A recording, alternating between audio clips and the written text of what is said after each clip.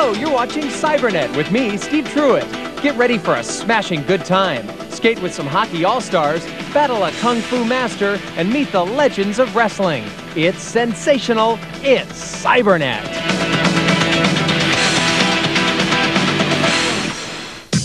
Let's kick off this week's show with the main event. With a market full of less than stellar brawlers, thank heavens for Super Smash Bros. Not only did it revolutionize the fight genre, it went on to become one of the best multiplayer experiences ever. That classic is about to get an upgrade for the GameCube. Super Smash Bros. Melee is stampeding to the ring. All your favorites are back, so let the battles commence. As with the first game, you'll slug it out in some of the most fondly remembered video game settings of yesteryear, from the planet in Meteoroid to the 8-bit levels of Super Mario. Throw in some cool moves and even cooler power-ups like the mallets and laser guns, and you have a sequel that pulls out all the stops.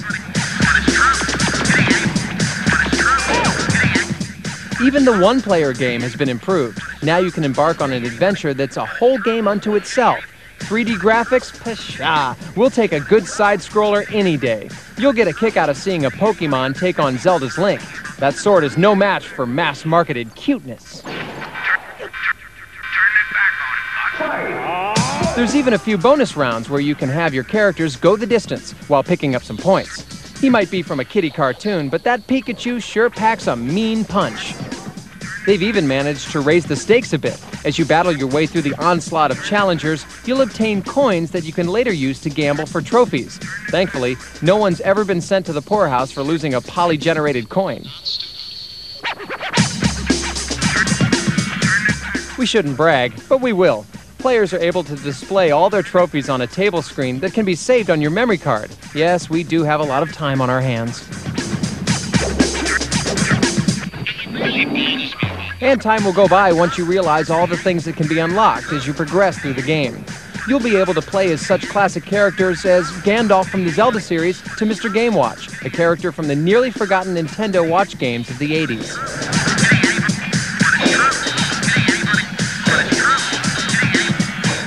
Super Smash Bros. Melee has instantly become a multiplayer classic in the Cybernet office. With its frantic fun and vast character menu, this title will offer hours of enjoyment to even those jaded video game players who think Nintendo's just for the kiddies. Be warned, this game will turn your frown upside down with a Donkey Kong-sized punch.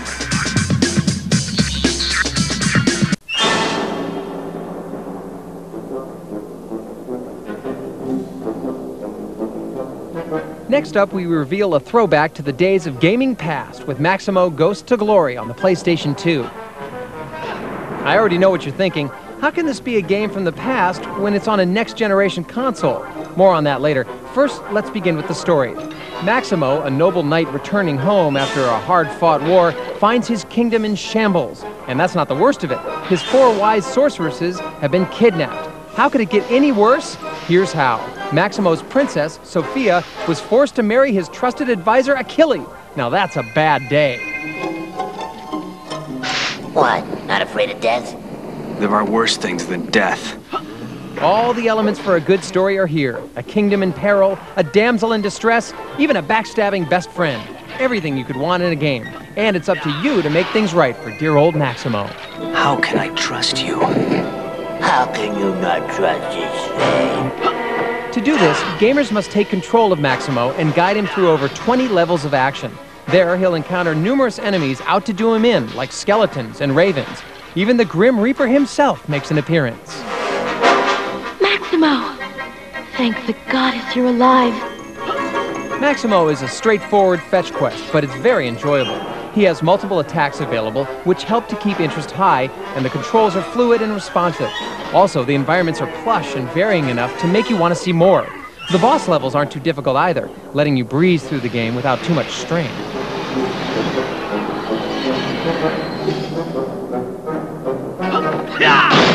So how is Maximo like games of the past? The answer is in its save points, or lack thereof.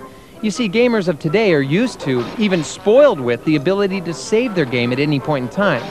Not so in Maximo. You'll have to travel far and conquer many to get to a checkpoint, or else pay your hard-earned money you've collected. And with limited armor, some gamers might find this incredibly frustrating. However, we enjoyed playing Maximo. Now, what was the name of his princess again?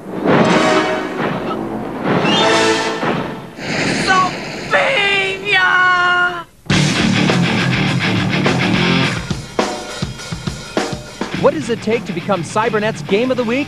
Above all else, it has to be a good game. But beyond that, achieving this prestigious status requires something more. And we found that special something in the Xbox's Dead or Alive 3.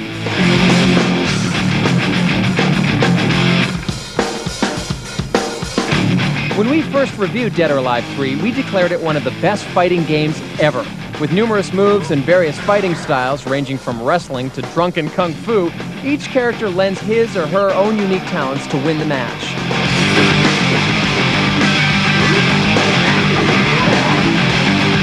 The interactive 3D environments in which to fight lend another exciting aspect to this title.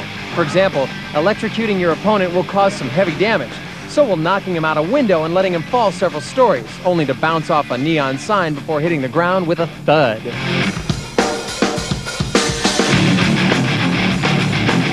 But that special quality making Dead or Alive 3 a title worthy of the Best Fighter Ever trophy is something that really doesn't have anything to do with the playability of the game. That's right, it's the characters' costume choices. There's just something to be said for the little things, like grappling an opponent wearing a cowboy or cowgirl outfit.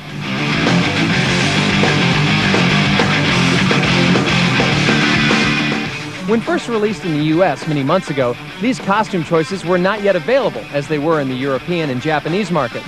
But utilizing the Xbox's hard drive capabilities, developers were able to release an additional expansion disc or booster pack, allowing for upgrades for the first time ever for console games. What's special about this is the melding of computer and console, allowing for the best possible gaming experience to date.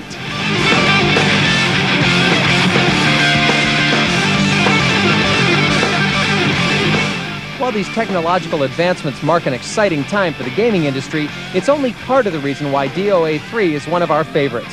The other reason being, it's just a fun game.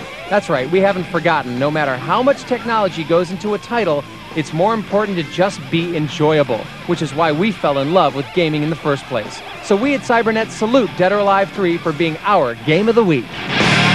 KO.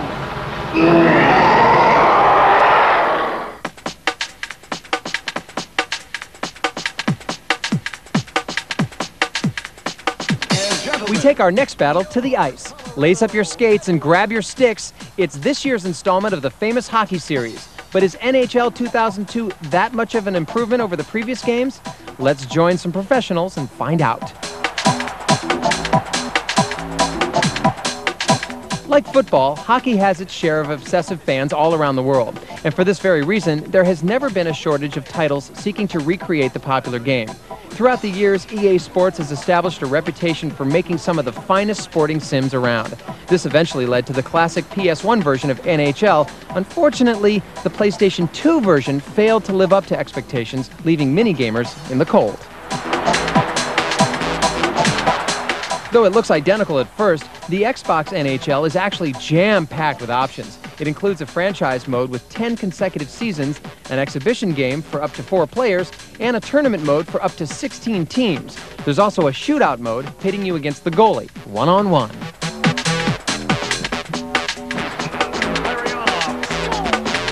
The main game possesses sharp AI, making single player just as challenging as taking on a worthy human rival in the 2-player mode. So don't plan to master the ice too quickly.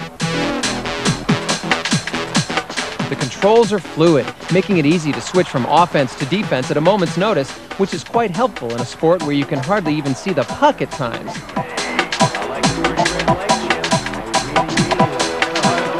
While the graphics seem to be ported straight from the PS2 version, there still isn't much we'd change in NHL 2002. Even those not usually accustomed to sport games will find the controls a breeze. And those obsessive hockey fans will find a reason to huddle around the television screen during the off-season. Just play nice, okay?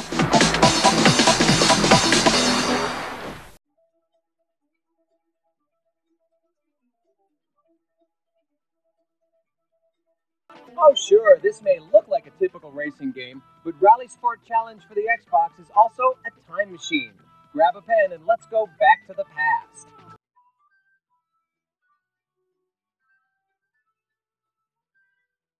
the beginning of the game, try entering the good stuff. That's capital T, H, E, capital G, O, O, D, capital S, T, U, F, and F.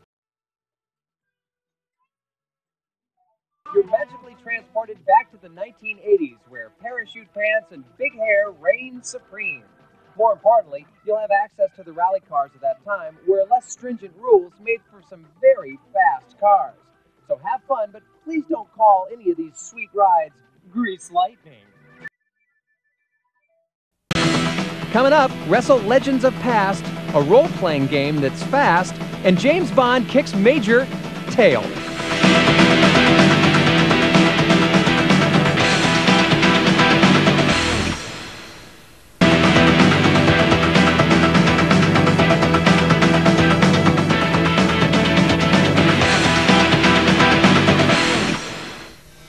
Back before there was the Texas Rattlesnake, or the People's Champion, there were the Legends of Wrestling. And now Acclaim has immortalized the world's greatest grapplers on the PlayStation 2. The man with the largest arms in the world, Hulk Hogan! If you're like some of the staff at Cybernet, you relish the thought of seeing your favorite superstars of yesteryear battle it out one more time to become world champion. Unfortunately, most of these heroes have retired their bruised and battered bodies. But with the miracle of modern technology, they can once again suplex their way into fans' hearts and imaginations.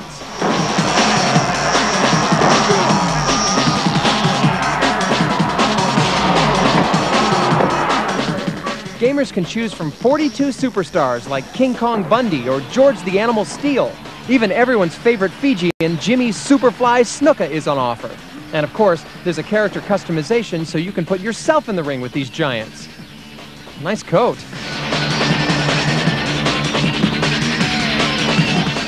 Unfortunately, the nostalgic feel derived from seeing these old-timers in action only goes so far, as you'll soon tire from its less than stellar gameplay.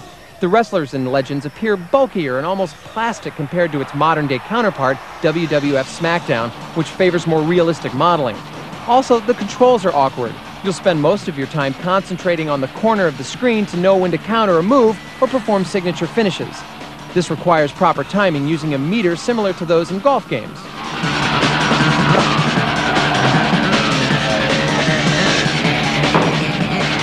Legends of Wrestling could have been a great game. What should have brought fans to their feet with pulse-pounding excitement sadly puts us in a sleeper hold. Not even the immortal Hulk Hogan can turn this one around.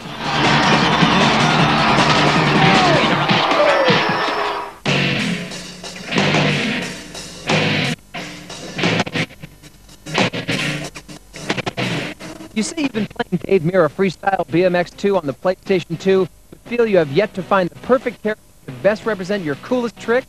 Grab a pen, because this cheat should cure your less than exciting character blues.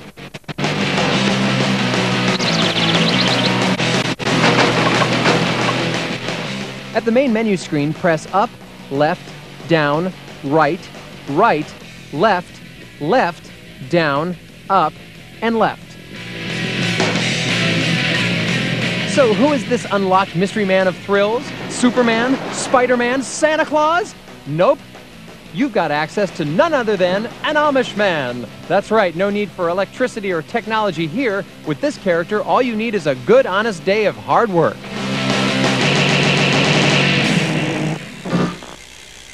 Okay, let's check out Cybernet's top 10 most awesome vehicles. At 10, we would love a Porsche of our own, but I think the closest we'll get to one is this beauty from Project Gotham Racing. As the ultimate indestructible vehicle of the game, the tank from Grand Theft Auto 3 blasts into number 9. Sporting a plethora of weapons, Mr. Grimm's motorbike from Twisted Metal Black makes him the most Evel Knievel ever at 8. Crash sure looks happy driving his Jeep in Crash Bandicoot, The Wrath of Cortex at 7, but these rhinos sure don't like it. We all know super spy James Bond has the coolest cars of all time. No wonder his ride from 007 Agent Under Fire got him to 6. At 5, these awesome mini-subs from Aquanox look like they'd be amazingly fun to scour the depths of the 7 seas with. For our number 4 pick, you can't go wrong with the fast and furious action of the A-Grav Zoomer from Jak and Daxter, the precursor Legacy. Though it may look simple, the Dolphin spacecraft from Pikmin is really quite complex at 3. Just ask the Pikmin who have to build it. Number 2 is an easy hit with the Banshee from Halo. The only drawback, you can't use it in multiplayer. Help us, Microsoft! But our number 1 vehicle of choice would have to be those jet-powered hot rods of Star Wars Racer Revenge. Yeehaw!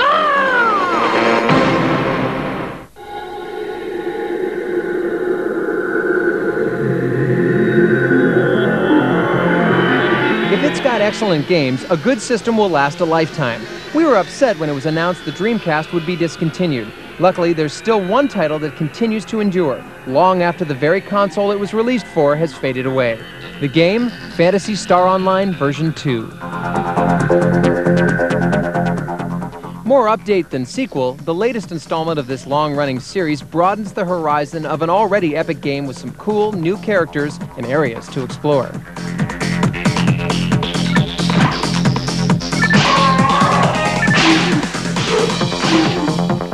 Once again, you play a member of a space-age wagon train searching for a new planet to call home. When your sister ship, Pioneer 1, disappears, it's up to you and the rest of Pioneer 2 to find out what happened to the ship's inhabitants.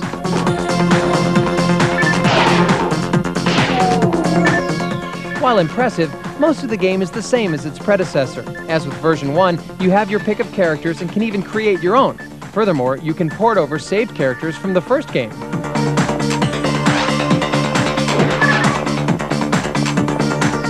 For those who've never experienced a Phantasy Star game, you'll find a solid RPG title that doesn't forsake the action.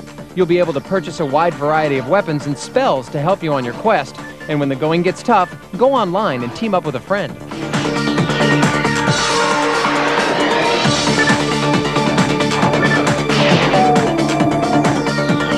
If you're one of those who continue to hold on to your Dreamcast, you'll be pleased with the longevity of the online game. And it was just announced the Phantasy Star series will soon be making an appearance on the GameCube. If that happens, you can expect a slew of new fans will be jumping onto the net to join this out-of-this-world fantasy.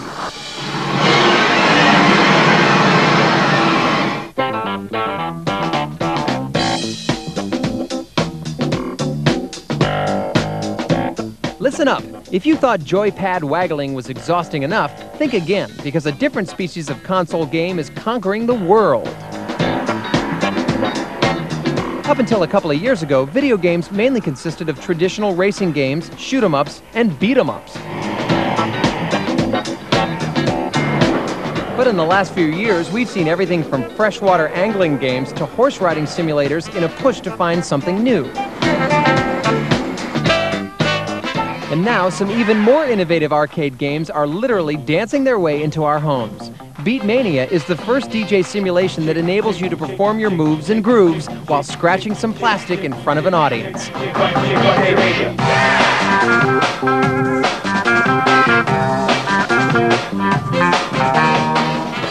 Beat Mania became an instant success in Japan, and Konami has waltzed back onto the dance floor to give us Dance Dance Revolution.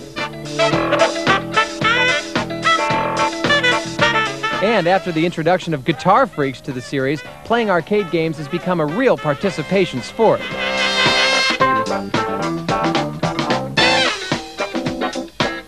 And now if you've got one of these, or one of these, stardom could be at your fingertips, because all these titles and more are out on the PlayStation. In the rhythmic game Drum Mania, players try to keep time by thumping along to the music on their own plug-in drum kit. Dance fans have their own game too, Dance Dance Revolution, and with the help of a special dance mat, can boogie till dawn whenever they like. And, not forgetting the game that started it all, here's the DJ simulator Beat Mania, complete with its very own mixing desk that slots straight into the joypad port of your machine. Bring it back, sing it back, bring it back, sing it back. Believe us, to become a top DJ, good hand-eye coordination are a must. Bring it back, sing it back, bring it back, sing it back, bring it back, sing it back. And when you've mastered your games, where better to show off your skills than back at the arcade? All these titles add an extra dimension to gaming, physical performance. Now, absolutely everyone from the musically tone-deaf to the baddest dancer can be a superstar. Go on, just try to tell this guy any different.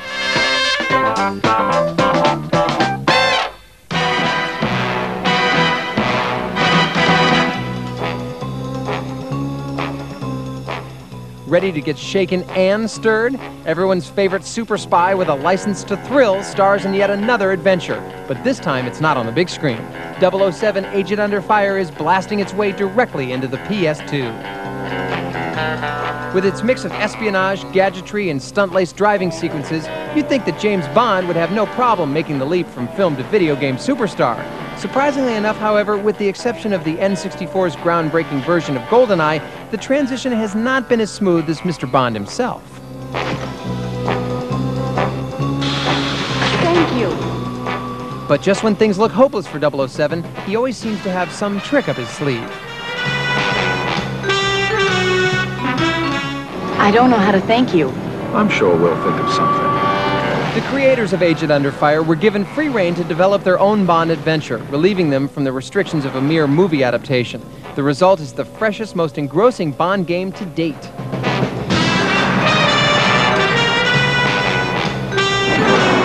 .007's mission is to team up with a beautiful agent. Wait, are there any other kind of agents when it comes to Bond? Anyway, he joins forces with her to stop a devilish plot to clone the world's leaders.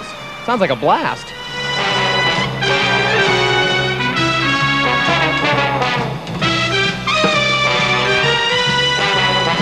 There have been first-person Bond games, and there have been Bond driving games, but none have blended these two elements as well as Agent Under Fire. As a matter of fact, all the ingredients of a good Bond yarn are here. Beautiful girls, deadly villains, and where would we be without everyone's favorite gadget guru? I thought that would catch your eye, 007. But when the mission is completed and James Bond eventually gets the girl, what are you left with? The best Bond multiplayer since GoldenEye. You and up to 3 players can dispense the shell casings in 12 different arenas. So if you're looking for action on the PS2, you already know the name and the number.